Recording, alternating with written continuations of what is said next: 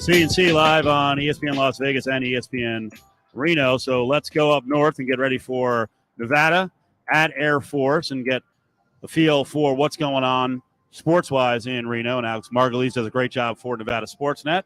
Alex, how you doing, buddy? How we doing, guys?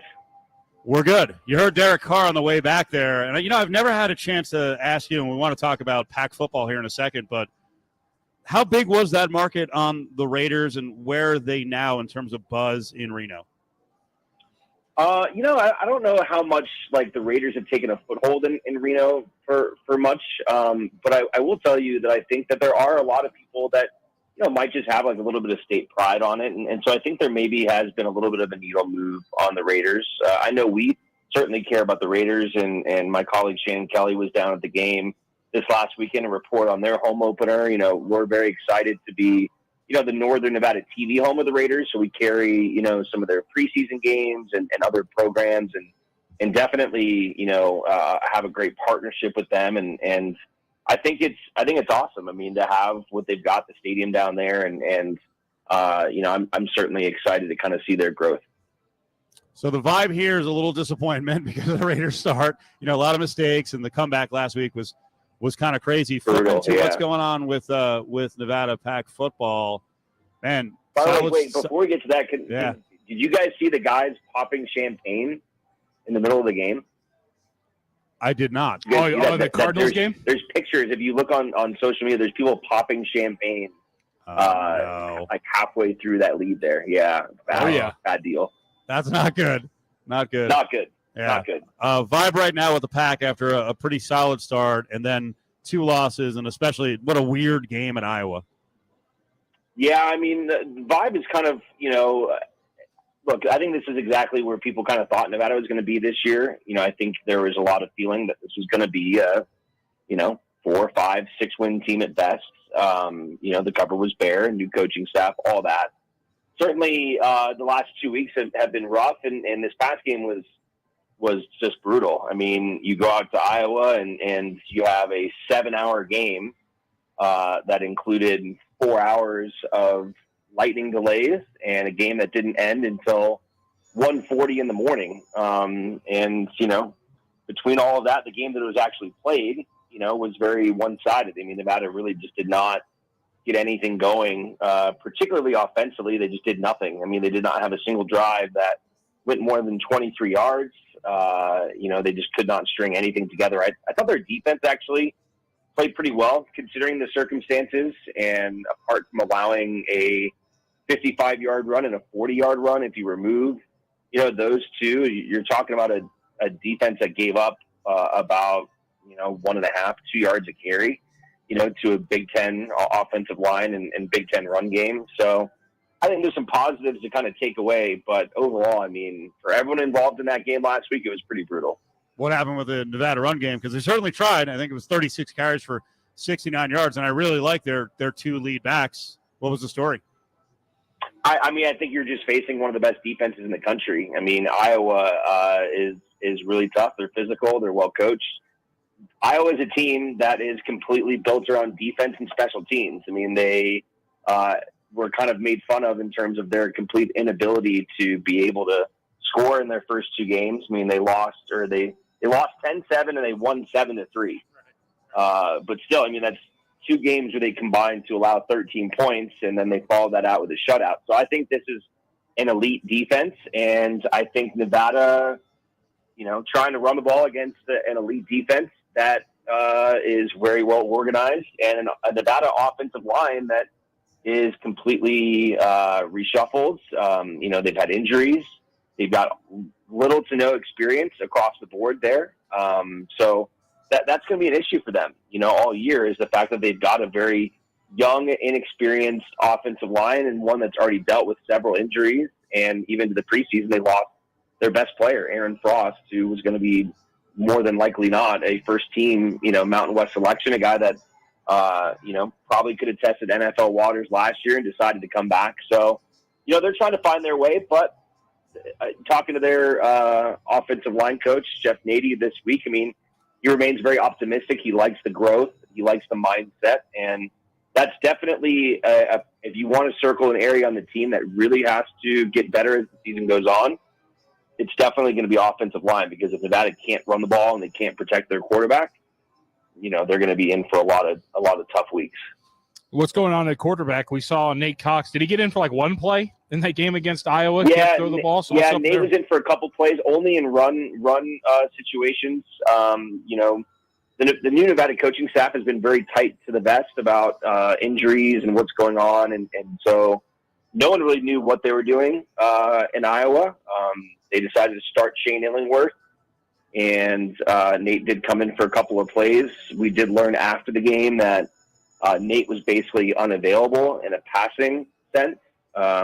He basically did not practice on Wednesday, and we were told that he could not throw, but did not give us an exact reason. So a lot of kind of trying to figure out through the muck there, but basically Cox didn't practice, so he wasn't available. And so that was left to Shane Illingworth. We are told Cox is available this week, and we did see him throw. So I would presume that Nate Cox is going to start this game against Air Force, and I think that he definitely gives them a better chance to win right now because of his ability to run the football. And I think there's just a different type of vibe mentality, when he is running the offense. I think it's a little bit more kind of, we're going to come right at you and run the football. So I think that will be a big boost for Nevada if Cox is healthy and back. And I think that could be a result of maybe a little bit more offensive success than what we saw last week. Alex Margulies from Nevada Sportsnet with us as the Pack will head to Air Force game tomorrow night. There's still a lot of hope for the season because the Mountain West has been wacky, and it does seem very wide open. And a year ago, the Air Force Nevada game was nuts. Triple overtime, 41-39. But this Air Force team is different. Sure, they can still run the ball, but they don't play the kind of defense they did last year. And it's crazy to say that because the last year's game was 80-point total. But Air Force's defense was awesome.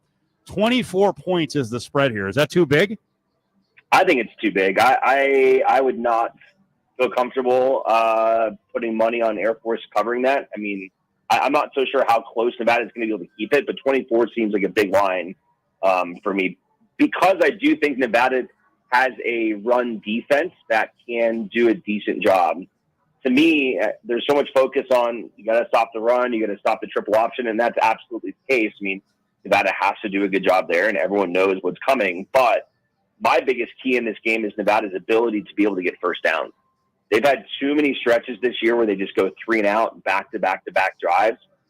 If Nevada's offense leaves Nevada's defense out to dry like that in this game, it's going to be a long night. And it's going to be tough for that defense to stop the triple option if Nevada's offense is having very quick, short drives. So Nevada has got to be able to sustain, some 6, 7, 8, 9, 10-minute drives and keep their defense off the field and give them an opportunity to try and stop what is a very difficult task of trying to stop a triple option offense.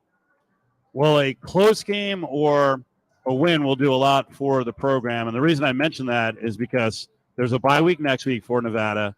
And I know there's been some attendance issues. I don't think there will be. I mean, correct me if I'm wrong. Jay Norvell and Colorado State come in for a night tilt on October 7th. Oh, boy.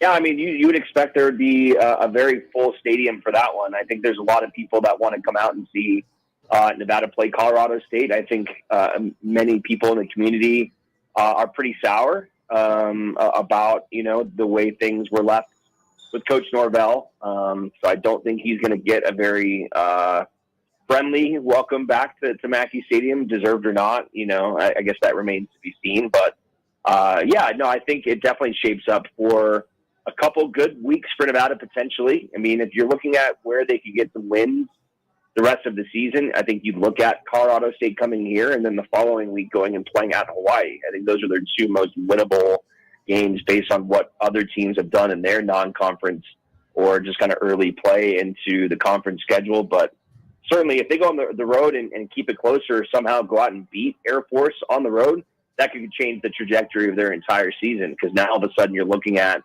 a team that could compete in a very weak division where there really is not a favorite. And, I think this year's Mountain West is about as wide open as we've seen it in a very long time. Let's stick with this. For you, what's the biggest surprise of what's gone down so far in the Mountain West Conference?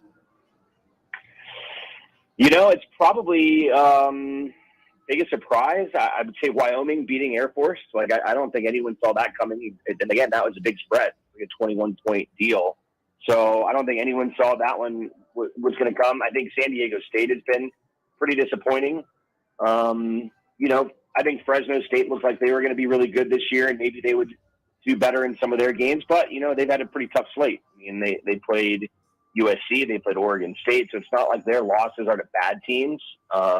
They've obviously got some injury trouble now with Jake Haener going down with an ankle injury, and fortunately it wasn't worse than what it looked like at the time when he left the game. Boise State, I think, has been okay. So I think there really is not like a team in the Mountain West that stands out that's like, yeah, there's one or two really good teams.